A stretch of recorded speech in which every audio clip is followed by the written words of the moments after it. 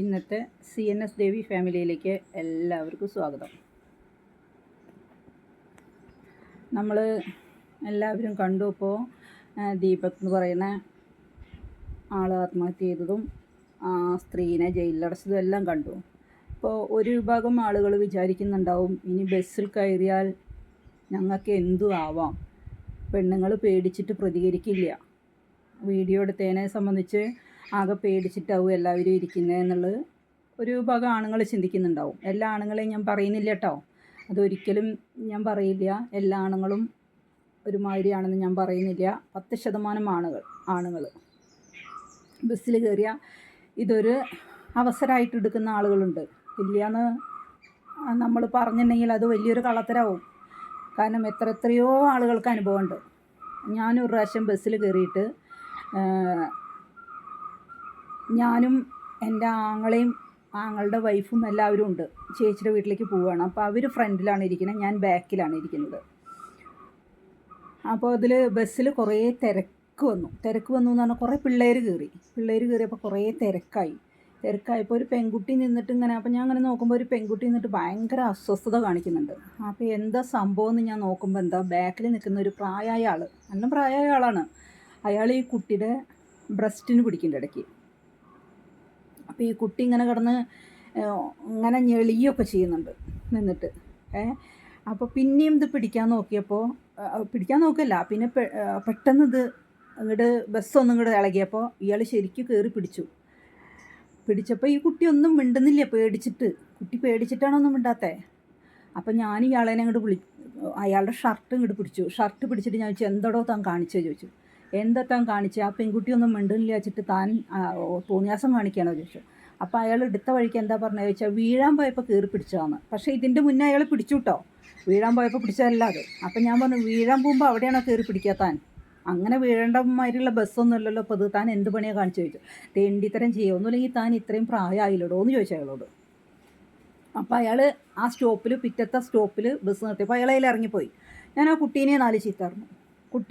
കുട്ടിയോട് ഞാൻ പറഞ്ഞു, നീ കുറേ നേരമായില്ലേ ഇത് ചെയ്യാൻ തുടങ്ങിയിട്ട്, നിനക്കൊന്ന് പ്രതികരിക്കാമായിരുന്നില്ലേ? ഇങ്ങനെ പ്രതികരിക്കാണ്ടിരുന്ന കാരണമല്ലേ അയാൾ പിന്നെയും പിടിക്കാൻ വന്നതെന്ന് ചോദിച്ചു.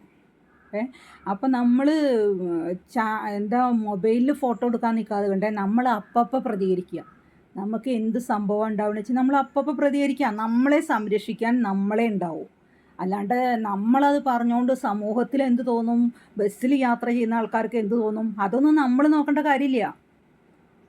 നമ്മളുടെ ശരീരത്തിൽ ആവശ്യമില്ലാതെ കണ്ട ഒരാൾ കയറി പിടിച്ചാൽ അപ്പം നമ്മൾ പ്രതികരിക്കുക. ബസ്സിൻ്റെ ഉള്ളിൽ നിന്ന് തന്നെ പ്രതികരിക്കുക. നമുക്ക് ചിലപ്പോൾ ആരെയും സപ്പോർട്ട് ഉണ്ടായിക്കൊള്ളുന്നില്ല. പക്ഷേ നമ്മളൊരു ശക്തിയായിട്ട് അപ്പം നമ്മൾ പ്രതികരിച്ചേ പറ്റൂ. എല്ലാ സ്ത്രീകളും ചെയ്യേണ്ട ഒരു പാടാണത്. നമ്മൾ മറ്റുള്ളവർ എന്താ പറയുക അല്ലെങ്കിൽ എന്ത് തോന്നും എന്നുള്ളതൊന്നും നമ്മൾ ചിന്തിക്കേണ്ട കാര്യമില്ല. നമ്മളെന്തിനാ അതൊക്കെ നോക്കണേ?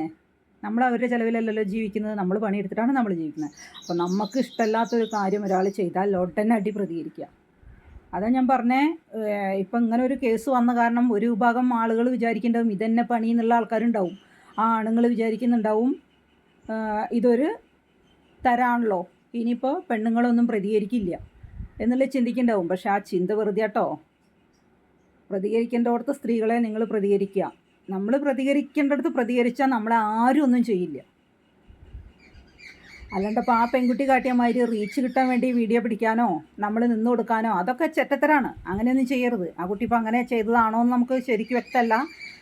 എന്താ സംഭവം എന്നുള്ളത് ശരിക്കും വ്യക്തമല്ല എന്നല്ല, ആ കുട്ടിയുടെ മുഖഭാവത്തിൽ ആ കുട്ടിക്ക് അങ്ങനെ ഒരു സംഭവം നടന്നതിൻ്റെ ഒരു വിഷമം മുഖത്ത് കാണാനില്ല. അതിപ്പോൾ നമുക്ക് പറയാൻ പറ്റുള്ളൂ. അപ്പോൾ നമ്മൾ പ്രതികരിക്കേണ്ടടുത്ത് പ്രതികരിച്ചില്ലാച്ചെങ്കിൽ ഇങ്ങനത്തെ അനുഭവങ്ങൾ കൂടി വന്നുകൊണ്ടിരിക്കും. ബസ്സിലുള്ള ആളുകൾ എന്ത് ചിന്തിക്കുന്നു നമ്മൾ ഒരിക്കലും ചിന്തിക്കരുത്. കുട്ടികളോടും കൂടിയിട്ടാണ് പറയുന്നത്. കുട്ടികളായാലും എന്താ, അപ്പോൾ ചെറുപ്പത്തിലേ തന്നെ പ്രതികരിക്കാനുള്ള സ്വഭാവം തുടങ്ങണം, പ്രതികരണശേഷി കിട്ടണം. എന്നെങ്കിലേ നമുക്ക് വളർന്നു വരുമ്പോൾ സമൂഹത്തിൽ പിടിച്ചു നിൽക്കാൻ പറ്റൂ. അപ്പോൾ അങ്ങനെ ഒരു വീഡിയോ ഇടണം തോന്നി. ഓക്കെ, എല്ലാ പുരുഷന്മാരെയും എല്ലാം ഞാൻ പറഞ്ഞു. ഇനി ഇതിനെതിരായിട്ട് ആരും ഒന്നും പറയാൻ വരണ്ട. എല്ലാ പുരുഷന്മാരെയും ഞാൻ പറയുന്നില്ല. എത്രയോ നല്ല ആണുങ്ങളുണ്ട് ലോകത്ത്, അവരെയൊന്നും ഞാൻ പറയുന്നില്ല. ഇങ്ങനത്തെ കുറച്ച് ആളുകളുണ്ട്, അത് നിങ്ങൾക്കും അറിയുന്നതാണ്, ആണുങ്ങൾക്കും അറിയുന്നതാണ് ഇങ്ങനെ കുറച്ച് ആൾക്കാരുണ്ട് എന്നുള്ളത്. പക്ഷേ അതവർ മനഃപൂർവ്വം മിണ്ടാണ്ടിരിക്കണമെന്ന് മാത്രം. അതുകൊണ്ട് നല്ല എത്രയോ ആളുകളുണ്ട്, അവരെയൊന്നും ഞാൻ പറഞ്ഞിട്ടില്ല. ഒരു 10% ആളുകൾ ഇങ്ങനെ ഞരമ്പ് രോഗികളുണ്ട്. അവർക്ക് കൊടുത്തൊരു വാണിംഗ് ആണ്, സ്ത്രീകൾ പ്രതികരിക്കും. ഓക്കെ.